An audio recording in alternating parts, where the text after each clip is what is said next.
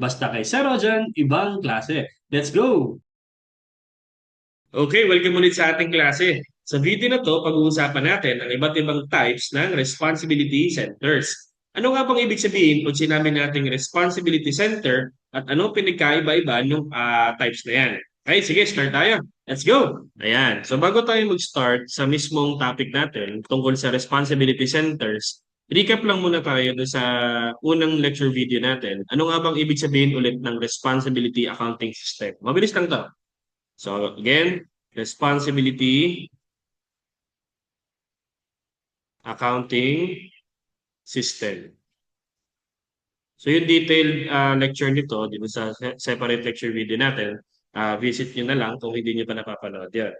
So kagaya ng definition ng accounting system sa basic accounting natin, it identifies, it measures, and it reports. So di ba ang accounting natin, identify, measure, and reports. O, anong ina-identify? Ano ang mini-measure at anong nire-report? Ang kanilang mini-measure, ina-identify at saka report ay yung performance ng mga responsibility centers. So, performance of responsibility centers. Dahil nga sa idea ng decentralization. Okay? So, kasama dun sa responsibility center, bawat responsibility center may kanya-kanyang managers. Yan. So, kasama na rin yung performance ng managers sa mini-measure tsaka nire-report gamit ang responsibility accounting system. Meron tayong iba't ibang types ng responsibility centers. Yan. So, basically, pag sinabi nating responsibility centers, ito yung mga departments, ito yung mga units, okay? Basta merong nagmamanage doon o kaya naman merong authorized na mag-decide on behalf of the unit or department, okay? So, pwedeng ma-classify yan according sa scope of authority. So, pwede siyang ma-classify, can be classified based on Okay? It can be classified based on the scope of authority ng manager at sa type ng kanyang financial responsibility. So it can be classified based on manager's scope of authority,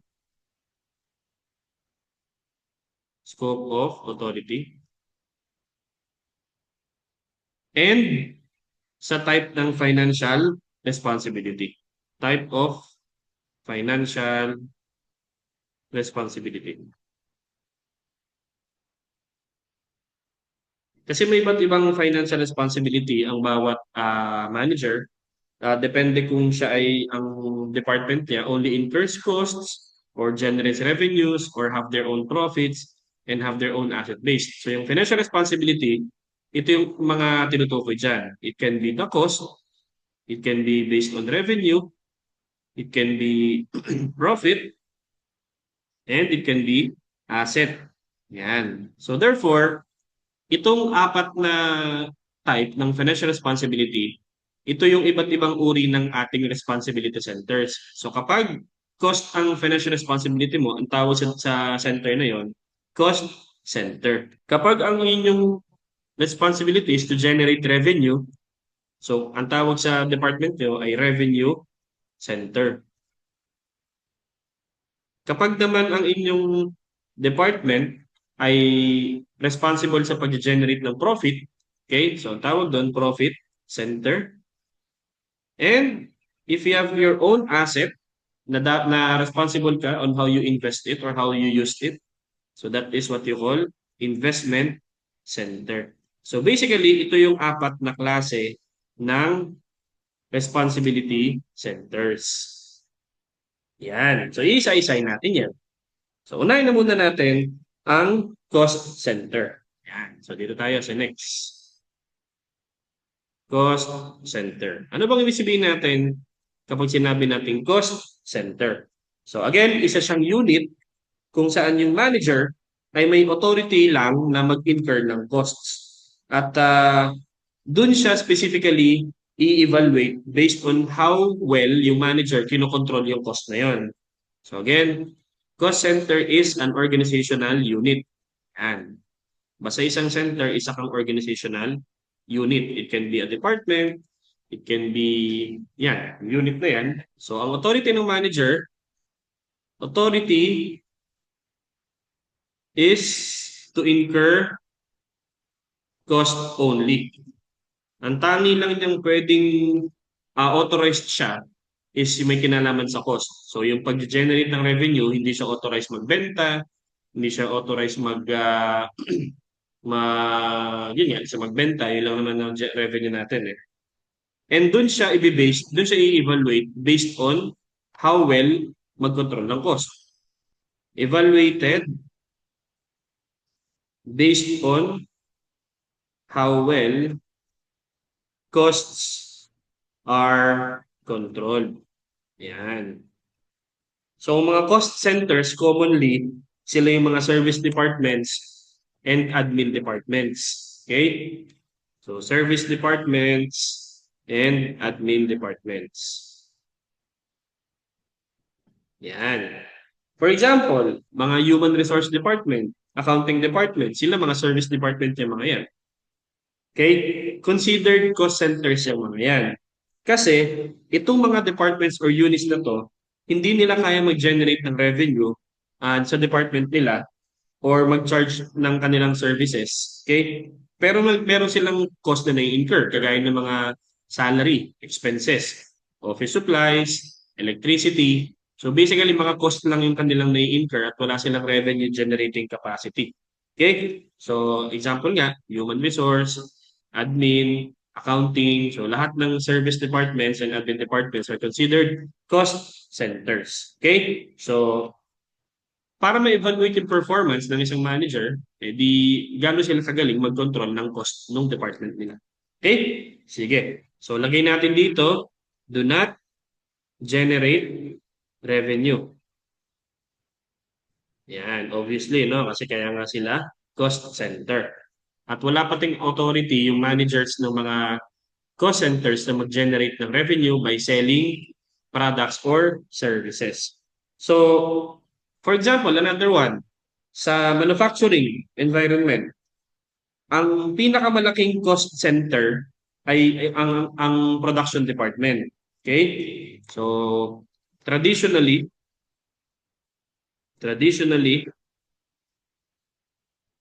production department is the largest cost center. Kasi sila may pinakamalaking nai-incur na cost every time na meron silang production. Is the largest cost center. Yan. Traditionally, cost center. Okay? So yung mga managers ng cost centers, nakafocus sila sa unfavorable variances at hindi nila pinapansin yung performance na efficient sila na meron silang favorable variances. So, oftentimes, parang yun nga, managers concentrate only on unfavorable variances, especially if they're using standard costing system. And they do not make pansin yung performance nila kapag efficient at hindi nila tinitingnan na yun, especially kapag meron silang favorable variances. Kasi kaya lang, yung mga favorable variances na significant, hindi dapat disregard. Okay? If the management by exception principle ay i-apply natin. Kasi kahit yan ay kahit yan ay favorable ang variance pa din yan. Tapos significant. So kailangan tingnan yan ng management bakit siya may variance. Kahit na siya ay favorable. Okay? So, lagay natin dito, significant, favorable variances should not be disregarded,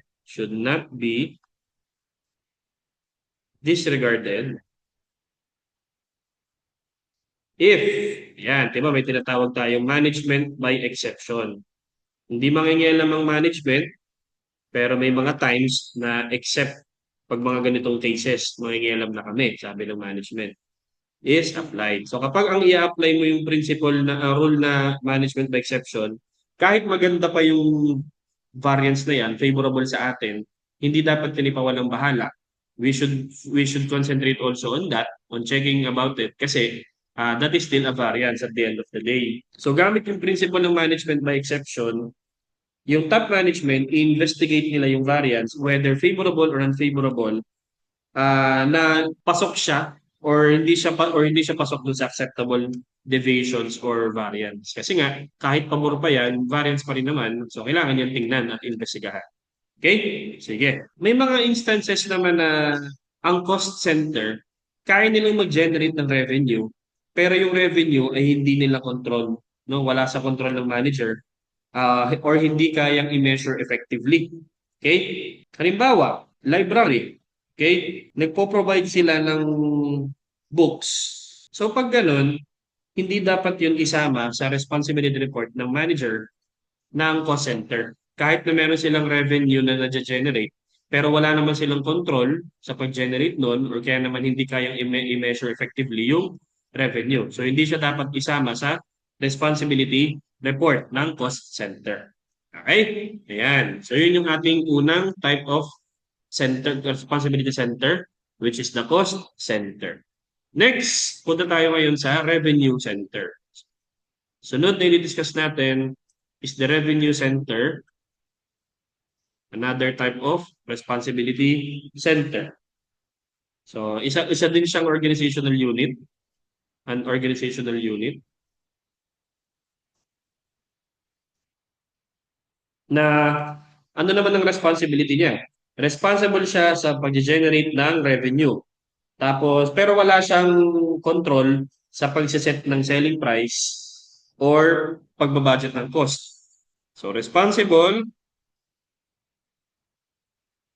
for generating revenue.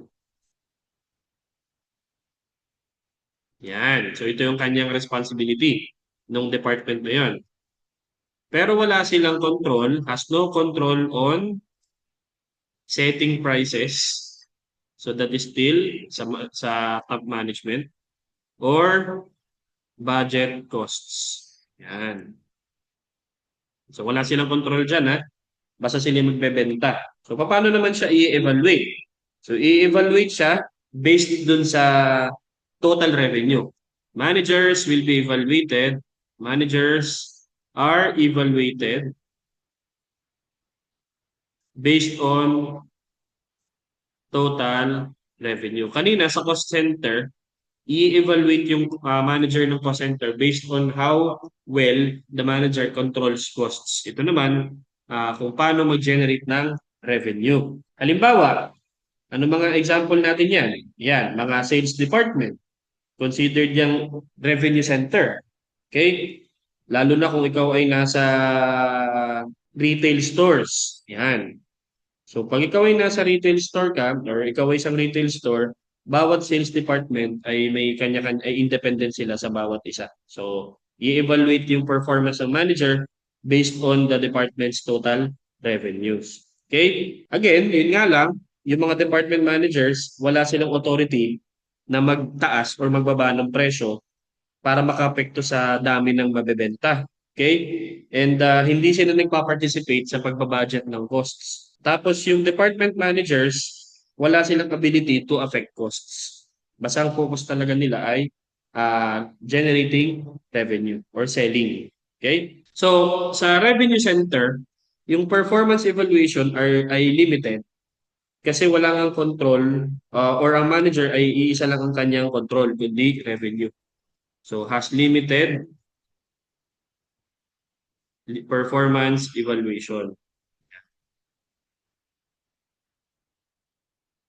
Kasi yung talagang control lang niya is only one item, kundi revenues. Okay? And then yung actual performance ng revenue centers, i-compare dapat siya dun sa budgeted either sa para malaman yung variance, okay, from expectations. O pag para ma-evaluate yung performance ng isang revenue center manager, yung actual revenue niya i-compare sa budgeted revenue. So, ganun na mangyayari, ano? So, managers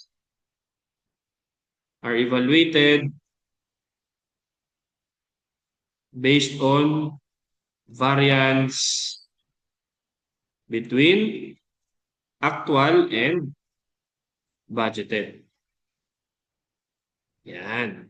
So yung actual performance, i-compare natin siya sa budgeted performance para malaman kung may variance tayo from our expectations. Yung budgeted revenue tsaka yung actual revenue, pwedeng magkaiba sila dahil sa volume na nabenta or sa price ng bawat nabenta. Okay? So dito, kukumpitin mo ngayon yung sales price variance tsaka yung sales volume variance. Papasok na dito yung ating, well, hindi pa to standard costing variance. Iba pa yung pinag-uusapan natin yon. Kasi this is actual and budgeted. So para ma-compare mo kasi yung budgeted tsaka yung actual revenues, yung price and volume components, kailangan ma-distinguish mo sila. Ang reason naman kung ba't may variance dahil sa volume, dahil sa price, mas malaki yung presyo natin kaysa dun sa budgeted, mas marami tayong nabenta kaysa dun sa budgeted. So hahanapin mo kung saan ang galing yung variance between actual and budgeted. So magkakaroon tayo dyan ng sales price variance or sales volume variance. Okay? So para maunawaan natin yung variance analysis, meron tayong separate lecture video for that. Panoorin niyo na standard costing. Same lang naman yung concept nun kung paano mag-compute ng variance tsaka mag-analyze. So anyway, kadalasan yung mga revenue centers na pure, hindi sila nag-exist. Yung managers ng revenue center, while they are responsible for generating revenue, they're also managing the cost ng kanilang department. Kasi hindi naman pwedeng walang cost kahit na ikaw ay revenue eh. Di ba, sales ka. Di may revenue center ka. Eh may sweldo rin yung sales manager. May depreciation yung may gasolina ang ginagamit. So may cost din yun. So yung pure revenue center do not exist. Pure revenue centers do not exist. Again, pure. Yung talagang wala silang iintindihin kundi yung lang, yung revenue. Yun lang, doon lang sila responsible. Pero yung ibang cost, bawa kahit gaano kalaking gasolina ang ginastos mo, hindi ka responsible para dyan. Parang wala namang ganun eh, no? So in most instance, no? Lagyan mo dito para sure tayo. In most instance, yan. Wala tayong pure revenue centers. So siguro, para mas appropriate yung term, dapat revenue and limited cost center. So, para mas malinaw, revenue and limited cost center. Para at least, responsible din sila sa cost na nai-incur nila while they are generating revenue. Okay? Sige.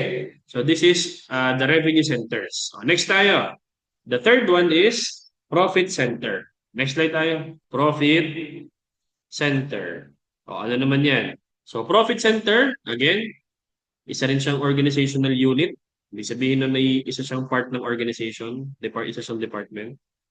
An organizational unit, ano naman ang responsibility?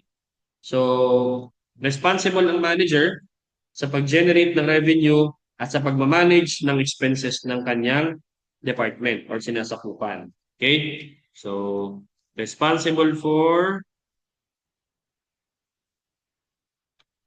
generating revenues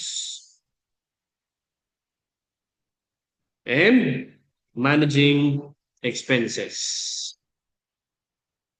Managing expenses related to their activities.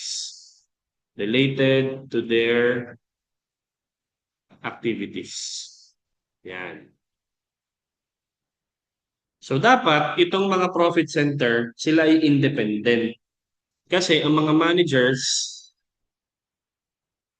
they should be independent. Kasi ang mga managers, kaya nilang magkaroon ng sariling resources at the most economical prices, yung pinakamura. Okay? Kaya nilang magbenta ng products na magma-maximize ng revenue at meron silang goal na ma-maximize yung profit ng kanilang department. So, ano yung mga gampanin ng managers dyan? So, the managers have the ability to obtain resources, have the ability to obtain resources. So, kaya nilang kumuha ng sarili nilang resources na gagamitin para dun sa kanilang pagbebenta at the most or the lowest price, most economical price, yung pinakang matitipid sila. So, ayan. Pwede silang bumili kahit walang approval ng management, ng top management. Si manager, they can obtain resources. Okay? And managers can sell product at prices that will maximize revenue. Diba doon sa revenue, wala silang capacity, wala silang authority mag-set ng price. Dito meron. Sell products at prices that will maximize revenue para mas tumas daw lalo ang revenue. So, unlike revenue centers, benta lang sila ng benta, hindi sila pwede mag-set ng presyo o ganito, bawal yon.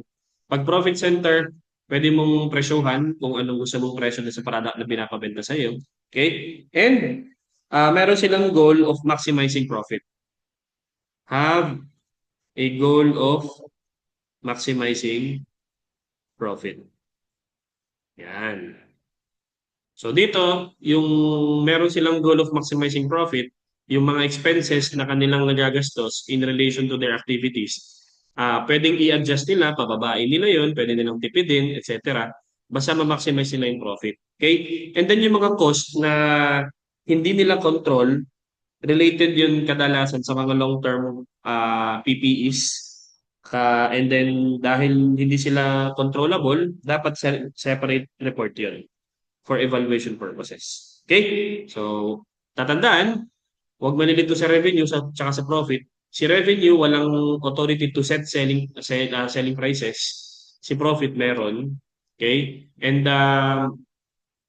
lahat ng cost of related to the activity is kayang i-manage ng profit center. Si revenue ay hindi niya yung sakop eh. Okay?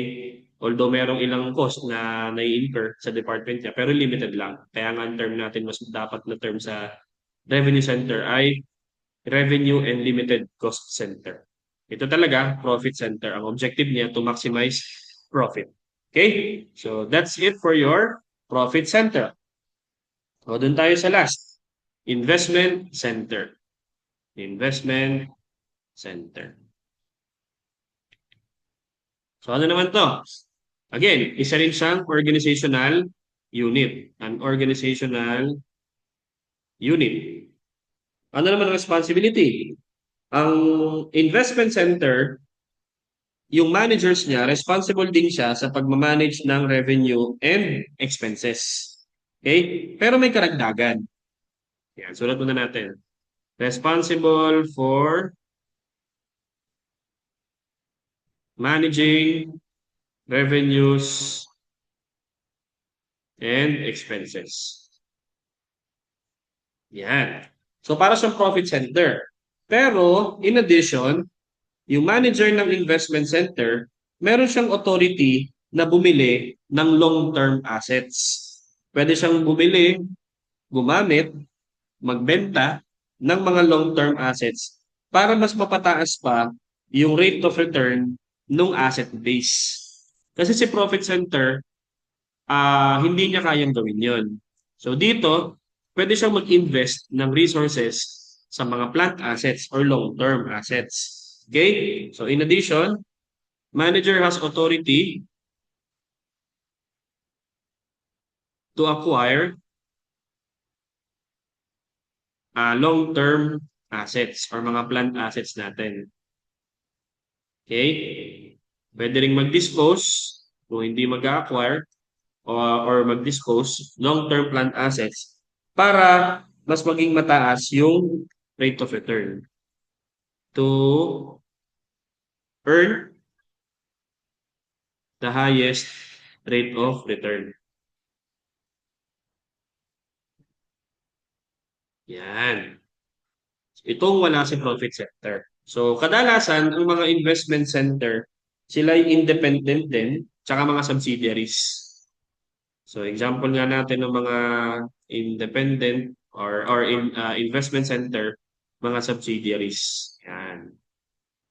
May sarili silang assets na pwedeng pambili or pambenta or pang-dispose ng mga long-term plant assets. So dahil independent ang mga investment center, meron silang opportunity to make decisions tungkol sa lahat ng matters affecting the department and to be judged sa outcome ng kanilang decision.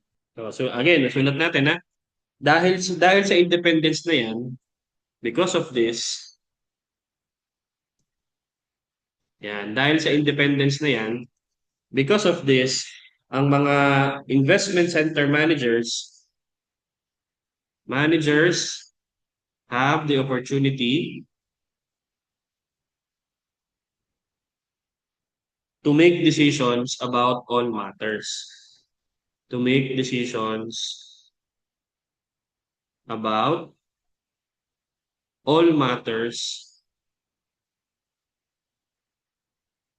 affecting their unit. So sila talaga nagde-decide ng lahat para sa kanilang department affecting their units. Halimbawa, sila magse-set ng price ng kanilang product, sila ang magma-manage ng cost nila, sila ang magpapalaki ng profit nila, sila ang bibili ng assets nila, ng plant assets or long-term assets. So para siyang isang buong company mismo. Pero subsidiary lang siya. Kumbaga, under pa rin siya ng isa pang parent company. Pero may laya silang gumawa ng kahit ng gusto nilang gawin. And dahil doon, sa layang yun, sa opportunity na yun, i-judge sila based sa outcomes na yun. And be judged on the outcome of their decision. On the outcome of that decisions. Yan. So itong mga investment center managers, mas marami silang alam ngayon sa top management tungkol sa nangyayari sa kanilang department or unit kasi sila yung close sa daily activities na nangyayari sa kanilang investment center or unit or department. Okay? So ito ngayon yung apat na centers na responsibility centers na tinutukoy natin. Pagkatapos kasi ng top management, i-delegate yung authority sa lower level responsibility centers, managers, may possibility na itong mga managers ng iba't ibang responsibility centers ay hindi mag-work together harmoniously para ma-accomplish yung organizational goals. So may mga ganong possibility. Kasi ang mangyayari, bawat responsibility centers magkakanya-kanya para sa kanyang performance lang. Okay? So pag nawala ngayon yung site nila or yung kanilang goal para sa ikabubuti ng buong organization, yan, nagkakaroon tayo ng tinatawag nating sub-optimization. So pag sinabi nating sub-optimization, mas inuuna ng mga individual managers yung pag-pursue ng kanilang goals rather than yung company's best interest. So, lagay ko dito pag nagkaroon tayo ng delegation, pwedeng magkaroon ng sub-optimization. So ito yung problem. Sub-optimization.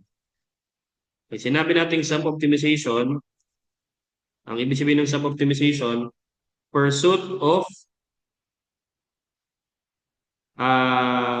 goal of individual managers rather than